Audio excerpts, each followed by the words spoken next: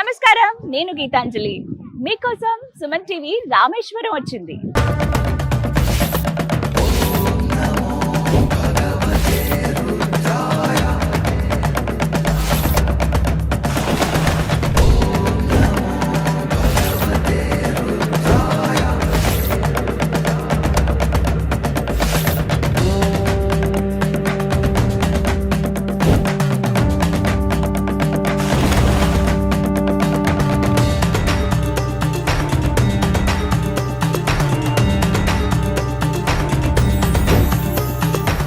రామేశ్వరంలో Suman TV. రెండు నదులు కలవడం మీరు చూసే ఉంటారు, రెండు సముద్రాలు కలవడం మీరు ఎప్పుడన్నా చూసారా? ప్రస్తుతం అదే ప్లేస్ లో నేను ఉన్నానండి. రామాయణ చరిత్రకు సజీవ సాక్ష్యంగా నిలిచిన ప్రదేశం ఇది. ట్రావెలర్స్ బకెట్ లిస్ట్ లో ఖచ్చితంగా ఈ ప్లేస్ ఉండి తీరుతుంది. భారతదేశంలోనే చివరి భూభాగం Dhanushkodi. World most scenic place అయినటువంటి ధనుష్కోటికి సాంఘిక పరంగా పురాణాల పరంగా ఎంతో చరిత్ర ఉందండి. ఈ బ్యూటిఫుల్ ప్లేస్ ని చూస్తూ ఆ విశేషాలు మాట్లాడుకుందామా? రండి. ఇక్కడ నా వెనకాల కనిపిస్తున్న పిల్లర్ చూసారా? నేషనల్ ఎంబ్లెమ్ 4 సింహాలు. ఇండియా బోర్డర్స్ ఎక్కడెక్కడైతే ఉంటాయో ఆ కీ పాయింట్స్ దగ్గర ఖచ్చితంగా మన నేషనల్ ఎంబ్లెమ్ ఉంటుందండి. ఇది భారతదేశ చివరి భూభాగం కదా, అందుకే ఇక్కడ ఒక పిల్లర్ పైన 4 సింహాలు మనకు కనిపిస్తున్నాయి. ఈ శిలాఫలకం మీకు చూపిస్తాను చూడండి. NH49 Rameswaram Arichamunai road. ఇది ఇనాగ్రేటెడ్ బై ప్రైమ్ మినిస్టర్ 2017వ సంవత్సరంలో ప్రధాని నరేంద్ర మోదీ గారి చేతుల మీదుగా ఇనాగ్రేషన్ జరిగిందండి. ఇప్పుడు ఇలా పిల్లర్ పెట్టి దానిపైన అలా మన నేషనల్ ఎంబ్లెమ్ పెట్టారనమాట. ఇది మనకి ఎంత దూరం నుంచి చూసినా సరే కనిపిస్తుంది. యాక్చువల్గా ధనుష్కోటి లైట్ హౌస్ ఒకటి బాగా కనపడుతుంది దూరం నుంచి వస్తూ ఉండగా మనం రామేశ్వరం నుంచి. అలాగే ఇంకా చివరి పాయింట్ ఇదేనండి. ఇంకా ఎడ్జ్కి వెళ్తే సముద్రమే. ధనుష్కోటి 2 సముద్రాలు కలిసే ప్రదేశం అండి. ఇక్కడ మనకి చాలా క్లియర్ గా అర్థమవుతుంది. వాటర్ కలర్ లో మనకి డిఫరెన్స్ తెలుస్తుంది. 2 సముద్రాలు, ఒకటి కొంచెం లైట్ గ్రీన్ షేడ్ అంటే సీ గ్రీన్ అంటారు కదా, ఆ షేడ్ లో కనిపిస్తే ఇంకొకటి కొంచెం డార్క్ కలర్ లో ఉంటుంది. ఈ 2 సముద్రాలు ఏకమయ్యే చోటు ఇక్కడే.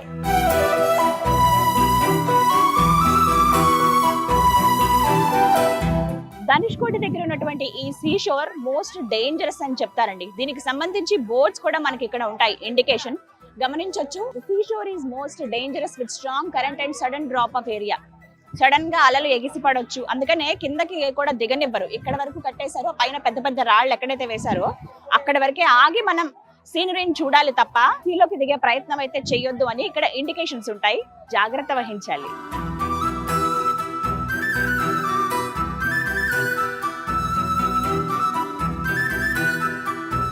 ఇక్కడి నుంచే లంకకు వానర సైన్యం వారధి నిర్మించింది.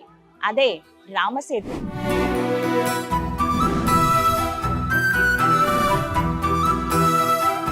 అయితే ఆ రామసేతు ప్రత్యక్షంగా మనం చూసేందుకు మన కళ్ళకైతే కనిపించదండి. నావిగేషన్ ద్వారా కొన్ని పిక్చర్స్ లో మీరు చూసుంటారు, అలా మాత్రమే మనం చూడగలం. అయితే ఎప్పుడైనా తుఫాన్లు అవి వచ్చినప్పుడు, పెద్ద పెద్ద వరదల్లాగా ఏమైనా వచ్చినప్పుడు సముద్రంలోంచి అలా 1-2 రాళ్ళు అలా కొట్టుకు వస్తూ ఉంటాయి. అలా వచ్చిన వాటిని దేవాలయంలో భద్రపరుస్తూ ఉన్నారు. ఎవరైతే భక్తులు వస్తారో వాళ్ళ వీక్షించేందుకు. అయితే ఇక్కడ మనం ప్రత్యేకంగా పంచముఖి హనుమాన్ దేవాలయంలో ఆ రామసేతు వారధులు ఏవైతే రాళ్ళు ఉపయోగించారో ఆ రాళ్లను మనం అక్కడ చూడొచ్చు, స్పృశించవచ్చు కూడా.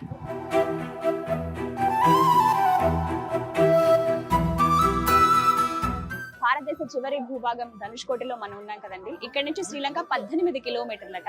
బైనాక్యులర్ సహాయంతో మనం చూడొచ్చు.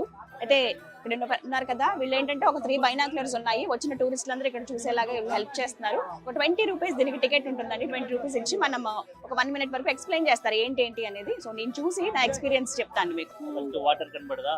Water Dhanushkodi 2 water, Indian ocean, bay Bengal సంగం. దాని తర్వాత ఇసుక కనబడదు.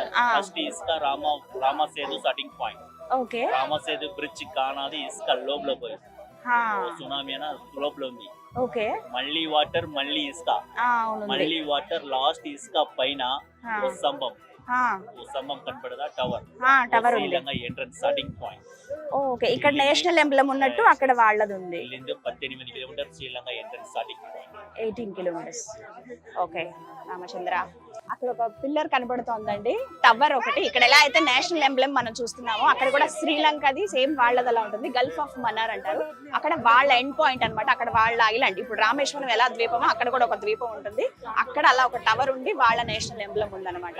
రెడ్ అండ్ డార్క్, రెడ్ అలాగే డార్క్ సిమెంట్ కలర్ లో కనిపిస్తుంది స్తంభం అనేది. మంచి ఎక్స్పీరియన్స్ ఇది. మీరు రామేశ్వరం వచ్చినప్పుడు ధనుష్కోటి రండి.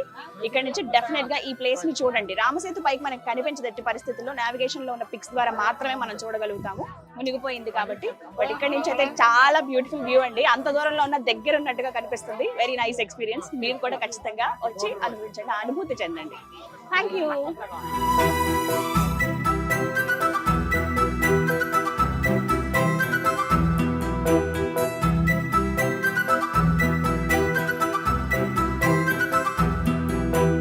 ధనుష్కోటిలో షాపింగ్ కూడా చేయొచ్చండి. సముద్రంలో దొరికే శంఖాలు, రంగురాళ్ళు, ముత్యాలు, అలాగే గవ్వలు, ఆల్చిప్పలు ఇవన్నీ కూడా ఇక్కడ అమ్ముతూ ఉంటారు. చిన్న చిన్నగా షాప్స్ లాగా పెట్టుకుని వాళ్ళు అమ్ముతుంటారండి. వీళ్ళంతా కూడా ఈ రామేశ్వరం ధనుష్కోటికి సంబంధించిన వాళ్ళే. వాళ్ళ జీవనాధారం ఇదే. ఎవరైతే టూరిస్టులు వస్తారో వాళ్ళు వచ్చి వాళ్ళకి అమ్ముతూ ఉంటారు. అవి కొనుక్కుంటే వచ్చే డబ్బులతోనే వాళ్ళ లైఫ్ గడుస్తుంది.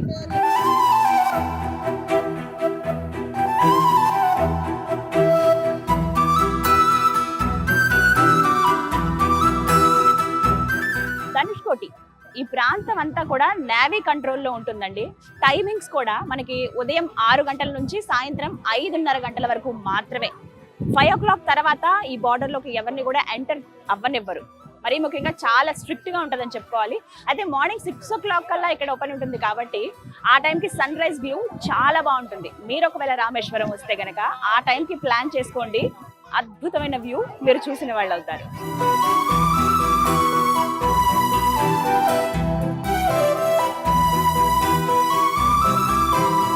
సందర్శకులకు ధనుష్కోటి చాలా అద్భుతమైన ప్రదేశం అండి. ఓ పక్కన ఫన్ ఉంటుంది, బీచ్ లో చాలా ఎంజాయ్ చేయొచ్చు. దాంతో పాటుగా మనకి ఈ సముద్రంలో దొరికేటువంటి చేపలు అప్పుడే పట్టి ఫ్రై చేసి ఇస్తూ ఉంటారు. చాలా నామినల్ ప్రైజెస్ లోనే మనం ఆ ఫుడ్ ని కూడా ఎంజాయ్ చేయొచ్చు.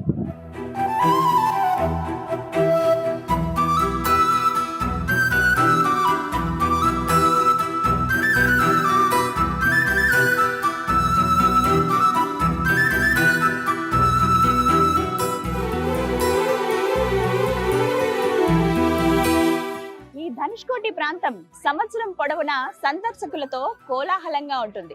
ప్రత్యేకించి చెప్పాలి, సంవత్సరంలో కొన్ని నెలలు అంటే నవంబర్ నుంచి ఏప్రిల్ వరకు ది బెస్ట్ టైం అని చెప్తారు. నార్మల్ డేస్ అంటే వీక్ డేస్ లో అయితే సాధారణంగా సందర్శకులు ఉన్నప్పటికీ వీకెండ్స్ లో మాత్రం ఇలా ఉంటుంది.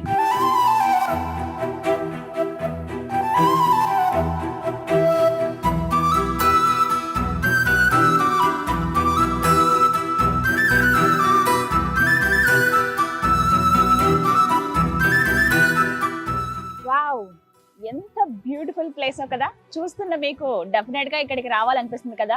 నేను గంట పదంగా చెప్తున్నానండి. ఖచ్చితంగా అందరూ సందర్శించవలసిన బీచెస్ లో ధనుష్కోటి కూడా ఒకటి. 2 సముద్రాలు ఏకమైనటువంటి ప్రదేశం ఇది.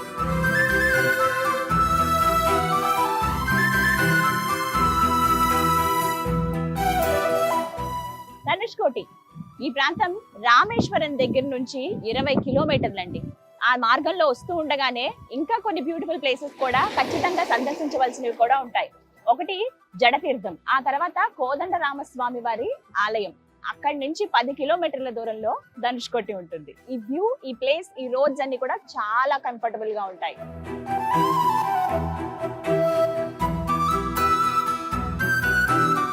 ఈ ధనుష్కోటి తీరంలోనే శ్రీరాముల వారికి ఉడుత సాయం చేసింది, చరిత్రలో నిలిచిపోయింది.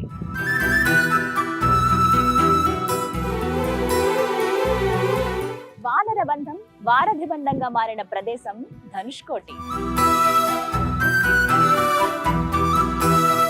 ఈ ధనుష్కోటి ఏం పుణ్యం చేసుకుందో కానీ శ్రీరాముడి బాధను చూసింది, సంతోషాన్ని చూసింది, జానకి రాముడి పరాక్రమాన్ని చూసింది, వానర సైన్యం ఐకమత్యాన్ని చూసింది. ఎంతో కాలం వియోగం తర్వాత సీతారాములు కలిసి పూజించినటువంటి ప్రదేశం ఈ ధనుష్కోటి.